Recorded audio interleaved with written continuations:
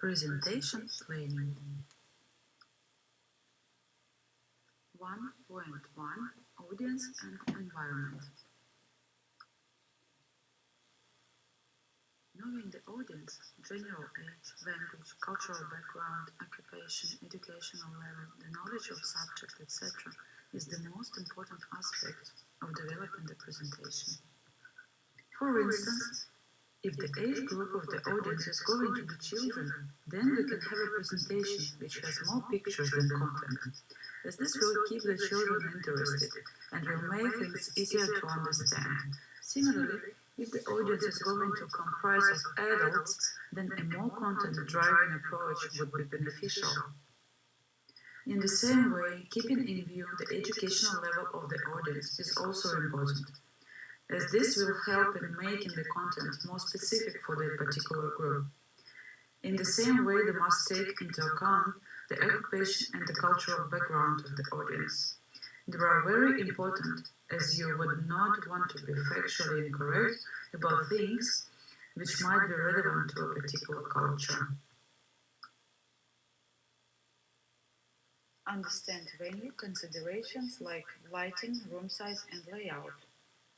Understand venue considerations like lighting, available presentation equipment, room size, and layout.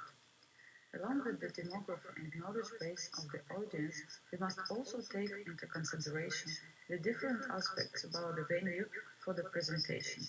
Things like lighting, equipment, room size, and layout should all be given due consideration.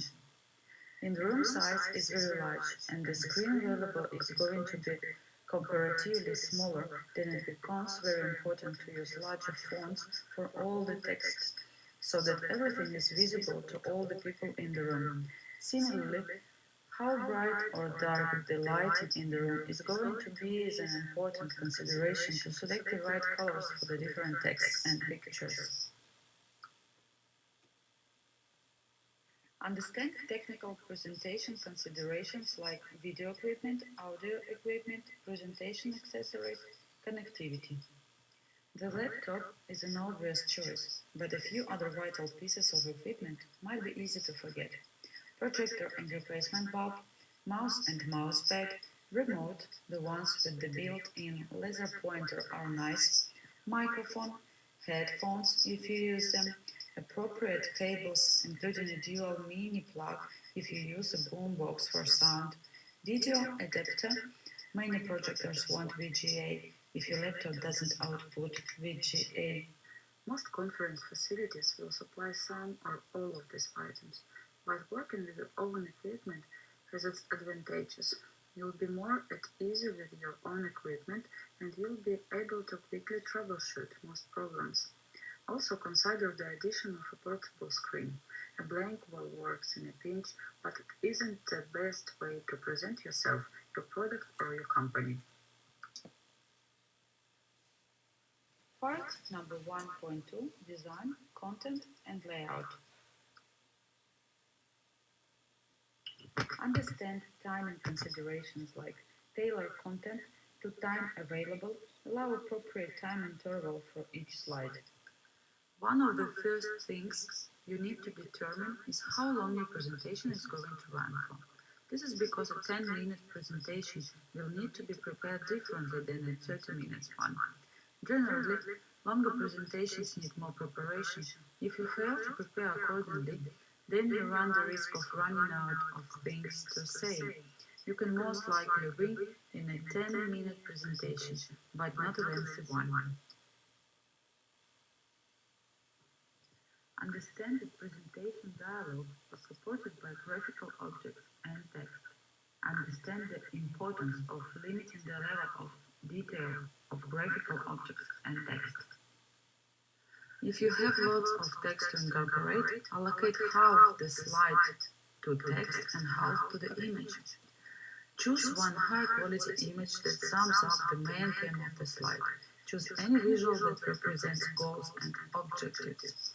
It's not necessary to pick an image for each of those goals. If you want to show each goal visually, dedicate a complete slide to each. Place your image along grids using the Grid Lines feature View tab in PowerPoint. or give them a frame using the default frames in PowerPoint format tag. Forget about clip art. Any visual would look better than it. Choose an impressive visual that covers the whole slide. If you want to show growth, there are 100 options you can choose from: towering building, bar diagram, growth of a plant from speeding to tree, ladder steps, etc. If you have lots of text to accommodate within the slide, add a transparent layer over the complete image and then place your content. Choose an image that adds value to your content. If it doesn't, simply scrap it. You should not be using a clip art on one slide, an image on another, and an illustration in a different slide. Avoid too much variation, as it breaks the smooth flow of a presentation. It makes you look like an amateur presenter. Be aware of accessibility design considerations like font size, alternative text, colors, contrast, limiting, animations, and transitions. Another important factor to consider is the audience's special needs, if any. For example, anyone with visual impairment, the size of font used will need to be increased, and the number of animations transitions added will need to be reduced. Alternative text should be included with any graphics that appear in a presentation.